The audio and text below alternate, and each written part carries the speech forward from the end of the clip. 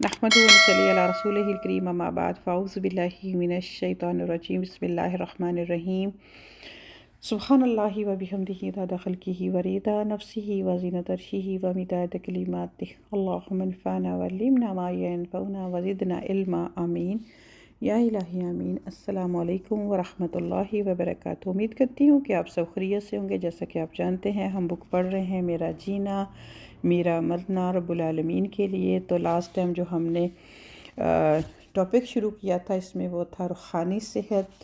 तो बहुत सी अच्छी चीज़ें जो थी हमने डिस्कस की थी, तो इंशाल्लाह इसी को आज हम कंटिन्यू करेंगे, रूहानी सेहत। तो शुरू करते हैं। बिस्मिल्लाहिर्रहमानिर्रहीम।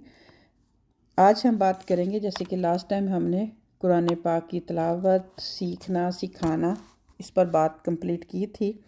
तो आज जो है कि नमाज और सेहत, 5 वक्त की नमाज इबादत और बेशुमार दूसरे फ़वाइद के अलावा बेहतरीन वर्जिश भी है। ये इंसान के तमाम रूहानी जिस्मानी दुखों का मदावा भी करती है। नीज़ नमाज बेहयाई और नाशाइस्ता कामों से रोकते हुए अल्लाह सुब्हाना ताला के कुर्ब का भी ज़रिया बनती है। नमाज की फ़जीलत देखिए कि रंजो गम, दुख, अज़ियत की कैफियत से निजात के लिए अल्लाह सुब्हाना ताला रहनुमाई फरमाते हैं। सूरह बकरा में अल्लाह सुब्हाना ताला फरमाते हैं वस्ताइनु बिस्सब्रि वस्सलाह। अल्लाह सुब्हाना व ताला से सब्र और नमाज के साथ मदद मांगो। यानी कि जब हम परेशान होते हैं, किसी मुसीबत में होते हैं, इंसानों में कोई भी हमें वो अल्फाज, वो तसल्ली नहीं दे रहा होता, तो फिर अल्लाह सुब्हाना ताला फरमाते हैं कि फिर मेरी तरफ आ जाओ, मुझसे मदद मांगो। यानी कि जैसे किसी बुज़ुर्ग ने खूब कहा था कि जब अल्लाह सुब्हाना ताला के बारे में जानना चाहता हूँ तो कुरान पढ़ता हूँ, और जब अल्लाह सुब्हाना ताला से मुलाकात करना चाहता हूँ तो नमाज़ पढ़ता हूँ। तो यानी कि नमाज जो है वो अल्लाह सुब्हाना व ताला से मुलाकात का ज़रिया है। बदकिस्मती से आज हमने इसको एक बर्डन समझ लिया है, एक बस जैसे कि एक हमारे ऊपर कोई बोझ है जो कि हमने उतार के रखना है। मोस्टली यही होता है कि चलें बाकी काम तो बड़ी तसल्ली से, तो नमाज को फटाफट या फिर आखिरी टाइम में या फिर बस जैसे कैसे करके तो इसको पूरा कर लिया जाए।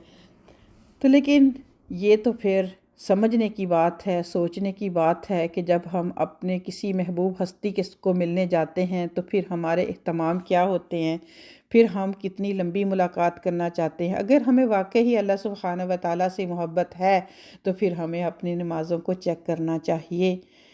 नमाज, नबी पाक सल्लल्लाहु अलैहि वसल्लम फरमाते थे कि आँखों की ठंडक है। आज हम देखें हमारी आँखों की ठंडक क्या क्या चीज़ें बन गई हैं नमाज के अलावा।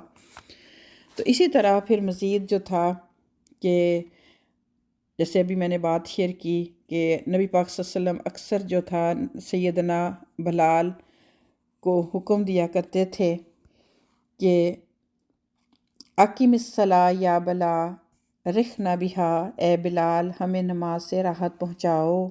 नमाज की इतनी आदत हो जाए कि कभी मजबूरन क़ज़ा हो जाए तो अज़ियत और महरूमी का एहसास हो, गोया कि कोई बहुत कीमती शै खो गई हो। ये भी ईमान की निशानी है। और जिस कल्ब में ईमान सब्त हो वो सेहतमंद रहता है। यानी कि जितनी दिल में ईमान की मजबूती होगी उतना ही दिल जो है वो सेहतमंद रहेगा। इसी तरह नेक्स्ट हम बात करते हैं रोज़ा और तज़किया। साल में एक माह यानी कि माह रमज़ान, जो कि माशाल्लाह उसकी आमद है, बहुत ही थोड़ा सा टाइम रह गया है, उसकी भी हमें तैयारी करनी है हर लिहाज से। तो हम इसमें रोज़े रखने के अलावा हर माह में कुछ ना कुछ जो है वो रोज़े रखना भी जो है वो सेहत के लिए रूहानी लिहाज से भी बहुत फ़ायदा मंद है। रोज़ा जो है वो इंसान के अंदर तकवा पैदा करता है, परहेज़गारी जैसी सिफ़ात पैदा होती हैं जो कि अल्लाह सुब्हाना व तआला को बहुत महबूब हैं। जैसे कि अल्लाह सुब्हाना व तआला इरशाद फरमाते हैं सूरह बकरा में, या अय्युहल्लज़ीना आमनू कुतिबा अलैकुमुस्सियामु कमा कुतिबा अलल्लज़ीना मिन क़ब्लिकुम लअल्लकुम तत्तकून। ईमान वालो, तुम पर रोज़े फ़र्ज़ किए गए हैं जिस तरह तुमसे पहले लोगों पर फ़र्ज़ किए गए थे, تاکہ تم پرہیزگار بنو۔ تو اس آیت سے بھی ہمیں یہی میسج ملتا ہے کہ جو روزہ ہے وہ بہت ساری ہمیں بری چیزوں سے روک لیتا ہے، پرہیزگار بنا دیتا ہے۔ روزہ غلطیوں اور گناہوں کا کفارہ بھی ہے۔ حذیفہ رضی اللہ تعالیٰ عنہ کہتے ہیں کہ میں نے یہ بات نبی پاک صلی اللہ علیہ وسلم سے سنی ہے کہ آدمی کو اس کے بال بچوں اور مال اور پڑوسیوں کی وجہ سے جس فتنے میں پڑنے کا امکان ہو سکتا ہے، نماز اور روزہ اور صدقہ اس کو دور کیے دیتے ہیں۔ یعنی کہ انسان ہونے کے ناطے انسان کی زندگی میں آزمائشیں آتی ہیں۔ یہاں پر ذکر کیا گیا کہ انسان کا یعنی کہ بال بچے جو ہیں، اولاد جو ہے، یا پھر اس کا مال جو ہے، پھر یا اس کے جو پڑوسی ہیں، اس کی وجہ سے کسی نہ کسی حد تک انسان جو ہے وہ فتنے کا شکار ہو سکتا ہے نہ چاہنے کے باوجود۔ ہاں، لیکن جب وہ نماز پڑھتا ہے، روزہ رکھتا ہے، صدقہ دیتا ہے، تو پھر اس سے وہ اس برائی سے دور کر دیتے ہیں۔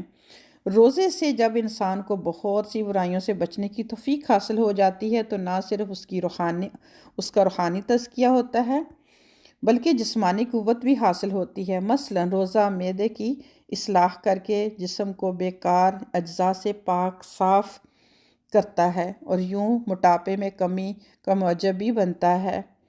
اسی طرح صدقہ زکوٰۃ سے تحفظ، روزہ کچھ نہ کچھ صدقہ خیرات کرنا انسان کے اندر مال دنیا کی محبت سے کم کر کے اظہار قربانی، احسان، ہمدردی، غم خواری اور انکساری، اخوت اور نرمی کی آبیاری کرتا ہے۔ اس طرح زکوٰۃ کے بارے میں بھی اللہ رب العزت فرماتے ہیں خُذْ مِنْ أَمْوَالِهِمْ صَدَقَاتٍ تُطَہِّرُهُمْ وَتُزَکِّیہِمْ بِہَا وَصَلِّ عَلَیہِمْ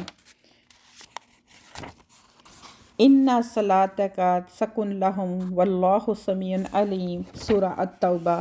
اے نبی پاک صلی اللہ علیہ وسلم، تم ان کے مال سے زکوٰۃ لو تاکہ ان کے یعنی کہ مال پاک ہو جائیں، ان کے غم دور ہو جائیں اور ان کا تزکیہ بھی کریں، ان کے لیے دعائے رحمت کرو۔ بے شک آپ کی دعائے سکون ان کو سکون اطمینان حاصل ہو گئے۔ اللہ سبحانہ و تعالیٰ خوب سننے والا ہے اور خوب جاننے والا ہے۔ صدقہ خیرات کے بارے میں چند احادیث قابل ذکر ہیں جو کہ ہم اس کو دیکھتے ہیں کہ ایک شخص نبی پاک صلی اللہ علیہ وآلہ وسلم کے پاس آ کر کہنے لگا، یا رسول اللہ، کون سا صدقہ اجر و ثواب میں افضل ہے؟ تو آپ صلی اللہ علیہ وسلم نے فرمایا، وہ صدقہ جو تندرستی کی حالت میں ہو، جب کہ تجھ پر مال کی حرص غالب ہو اور ناداری کا بھی اندیشہ ہو، تو کی خواہش بھی ہو، لہٰذا اس وقت کا انتظار نہ کرنا جب دم حلق میں آ جائے اور اس وقت تم کہو فلاں کو اتنا دے دو، فلاں کو اتنا دے دو، حالانکہ وہ تو از خود ہی فلاں فلاں کا ہو چکا ہے۔